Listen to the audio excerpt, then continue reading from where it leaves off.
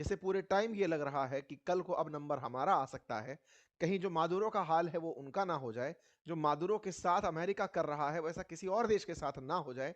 इसी क्रोनोलॉजी में कल जब हमने आपको सेशन में दिया बताया ये जानकारी दी थी कि वेनेजुएला पर कब्जा हो गया है, और उसी समय पर एक ट्वीट काफी वायरल हुआ था जिसमें ग्रीनलैंड को अमेरिका का बताया गया था। आपको याद होगा हमने अपने सेशन में कल के दिन ये जानकारी आपके साथ साझा की थी अंकित इंस्पायर इंडिया पर। बस ये जानकारी ट्विटर पर आई, ट्विटर पर आते ही थोड़ी देर में न्यूज चैनल्स के अंदर आना शुरू हो गई। ट्रंप से जाकर के ही अटलांटिस करके एक मैगजीन है उसके पत्रकारों ने पूछ लिया कि सर ग्रीनलैंड को लेके क्या प्लान है। बोले 2 महीने के अंदर अंदर उसका भी कर ही देंगे कुछ ना कुछ।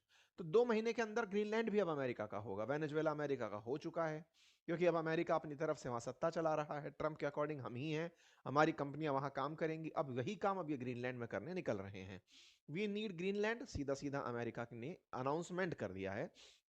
ग्रीनलैंड इनका नेक्स्ट टारगेट, और ग्रीनलैंड को इन्होंने 2 महीने में प्राप्त कर लेना है। तो ट्रंप जिस ग्रीनलैंड के पीछे पड़े हैं, आज के सेशन में हम चर्चा करेंगे ग्रीनलैंड के बारे में। साथ में ये चर्चा करेंगे कि भैया ग्रीनलैंड तो डेनमार्क का हिस्सा है ना, डेनमार्क जो कि यूरोपियन यूनियन का हिस्सा है।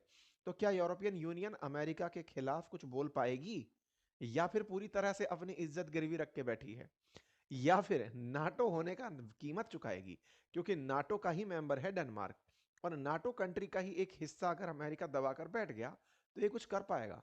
ताजा हाव भाव से लग क्या रहा है, ये सारी जानकारी आज आपके साथ साझा की जाएगी। यूरोपियन यूनियन 27 देशों का वो समूह जिसमें डेनमार्क बिल्कुल यहां बैठा हुआ है। देखिए, ये डेनमार्क अपने 3 जगह पर हिस्से रखता है। आज हम उनके बारे में सब जगह चर्चा करेंगे। इनका तर्क केवल इतना है कि आजकल बेरिंग सी में चीन के और रूस के जहाज बहुत देखे जा रहे हैं, इसलिए हमें लगता है कि अमेरिका की हिफाजत के लिए ग्रीनलैंड हमारे पास होना चाहिए। ये काम कहते हुए इन्होंने द एटलांटिक करके एक मैगजीन है उसको अपना इंटरव्यू दिया और कहा कि रक्षा के लिहाज से ये हमारा हिस्सा होना चाहिए। 40,000 की गाय वर्सेस 4 लाख की गाय। एक तरफ है 40,000 की गाय जो दूध तो देती है, साथ ही साथ बजट में भी आती है, और दूसरी साइड में है 4 लाख की गाय, भाई ये भी तो दूध ही देती है। ट्रंप अब बिंदास हो चुके हैं, ट्रंप को पूरी तरह का डर खत्म हो चुका है। पूरी दुनिया की प्रतिक्रिया वो जान चुके हैं, कोई देश उनके सामने खड़े होने की हिम्मत नहीं कर रहा है। ना चाइना ना रशिया, किसी के पास कोई प्रतिक्रिया नहीं है। सब अपने अपने स्वार्थ बचाने में लगे हुए हैं। अमेरिका में ट्रंप ने जो स्टैंड ले लिया है, अब उसके सामने शायद ही किसी देश के पास कोई चीज है।